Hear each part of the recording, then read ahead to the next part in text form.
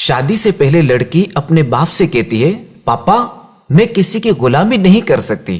باپ جواب دیتا ہے، میری بیٹی کوئی کسی کی غلامی نہیں کرتا، سب اپنے اپنے حصے کا کام کرتے ہیں۔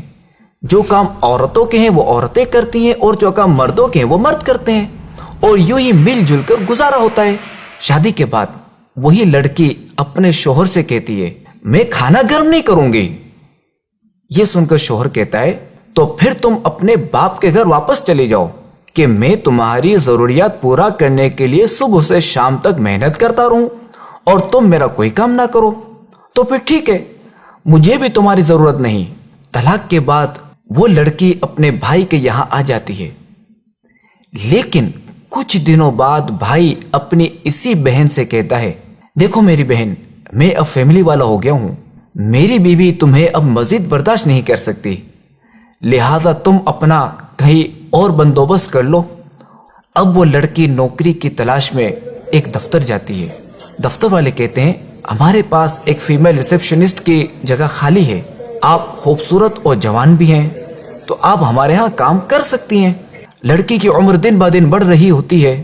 دفتر والے اس سے کہتے ہیں، بی بی ہم معذرت خواہیں، آپ کے کام میں اب پہلے جیسی تیزی اور پھرتی نہیں رہی، لہذا اب آپ کہیں اور نوکری ڈھونڈ لیں، ہمیں اب آپ کی ضرورت نہیں رہی۔ یہاں تک کہ وہ بوڑھی ہو جاتی ہے، اب ایک نئی جگہ جاتی ہے جہاں اسے کہا جاتا ہے، محترمہ اب تو آپ کی اتنی عمر ہو گئی ہے کہ اب آپ کو نوکری میں کیا دوں، آپ کو تو آرام سے اپنے بچوں کی کمائی کھانی چاہیے۔ وہ عورت کہتی ہے، میرے بچے نہیں ہیں، میرا کوئی نہیں ہے۔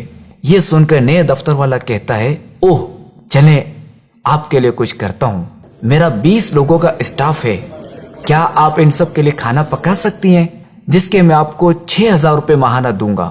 یہ سن کر وہ عورت کہتی ہے، صرف 6000؟ تو نیو دفتر والا جواب دیتا ہے کہ میں جانتا ہوں کہ ان 6000 میں آپ کی ضرورت پوری نہیں ہوگی، مگر کیا کروں، میں مجبور ہوں، میرے پاس اس سے زیادہ کی گنجائش بھی نہیں ہے۔ آہ! وہ عورت جو گھر کے کام کو غلامی سمجھتی تھی، اپنے شوہر کا کھانا تک گرم کرنے کو تیار نہیں تھی، اسی دفتر والے کو کہتی ہے، ٹھیک ہے مجھے آپ کی یہ بات منظور ہے، اور ساتھ ساتھ اس کی آنکھوں سے آنسو بہہ رہے ہوتے ہیں اور وہ یہ سوچ رہی ہوتی ہے، کاش جوانی میں ہی کھانا گرم کر دیتی اور ابو کی بات سمجھ لیتی کہ کوئی کسی کی غلامی نہیں کرتا بلکہ سب اپنے اپنے حصے کا کام کرتے ہیں۔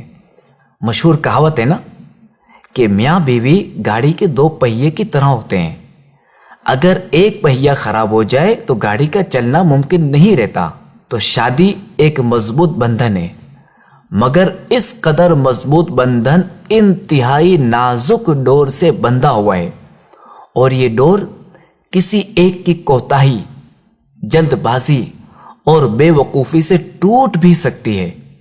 لہذا اس رشتے کو پروان چڑھانے کے لیے اعتماد، سچائی اور دیانتداری بہت ہی ضروری ہے۔